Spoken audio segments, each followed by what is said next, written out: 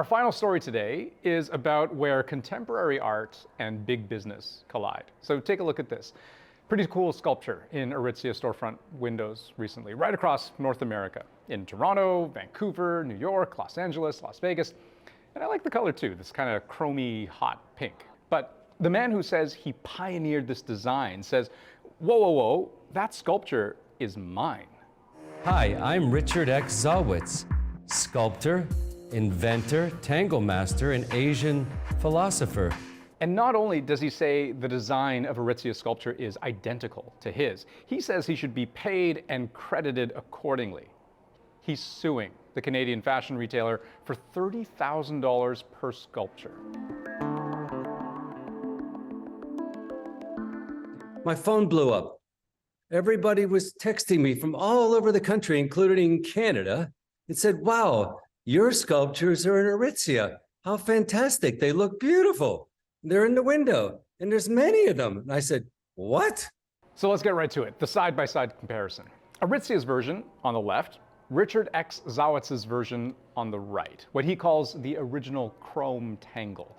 And yes, he also makes them in metallic pink. My theory for my art is really no theory. According to Zawitz, Aritzia copied his design deliberately, willfully, and maliciously.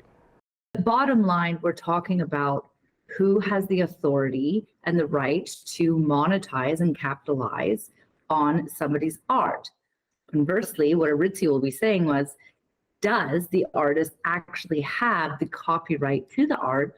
Is it a ripoff or not? Aritzia's position is pretty clear, though. When CBC's Rihanna Schmunk reached out to them for comment, they said these sculptures were created by Aritzia's in-house designers who strive to create an everyday luxury, aspirational shopping environment for our clients.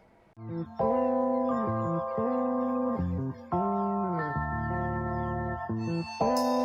might get a ticket tonight, trying to make it to your crib. I might even lose my license, the way I'm driving, baby.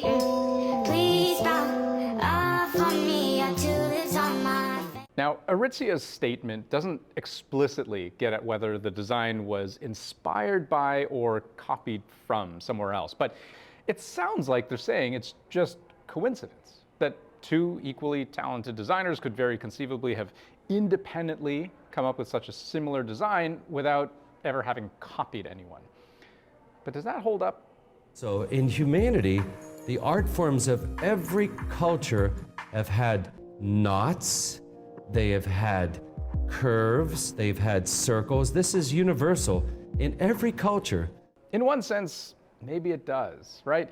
I mean, you know, to an art doofus like me who might just see a bunch of interlocking tubes, yeah, it feels like a tricky argument to say, I came up with the tube first and you should have known that. But Richard X. Zawitz isn't just any artist. Ladies and gentlemen, welcome to Infinity and Down, the sculpture and creativity of Richard X.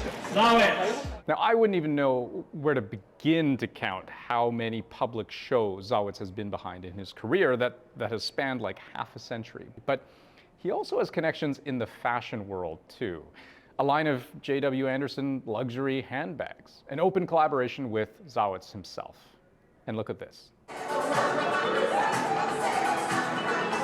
Even Michael Jackson has modeled Zawitz's famous tangle art. So, should Aritzia have known? Maybe. Why don't you come to me? Well, they know me. Obviously, they use, I'm going to show you something. This is an exact miniature version, same color, including the 18 sections, including the 90-degree elements I use and have perfected over 42 years and have sold 250 million of these beautiful little magic objects. Yes, indeed. If you're like me and you grew up with Zawitz's work, those little fidget toys before fidget toys were even a thing, like I had one as a kid, they're still around, and yes, they are the creations of none other than Richard X. Zawitz. I don't know if you're a parent or not, but when somebody takes something of yours, this is like a child to me. It's 42 years. I birthed this thing. Now, Zawitz says it's a shame, really a missed opportunity for an Aritzia-Zawitz collab.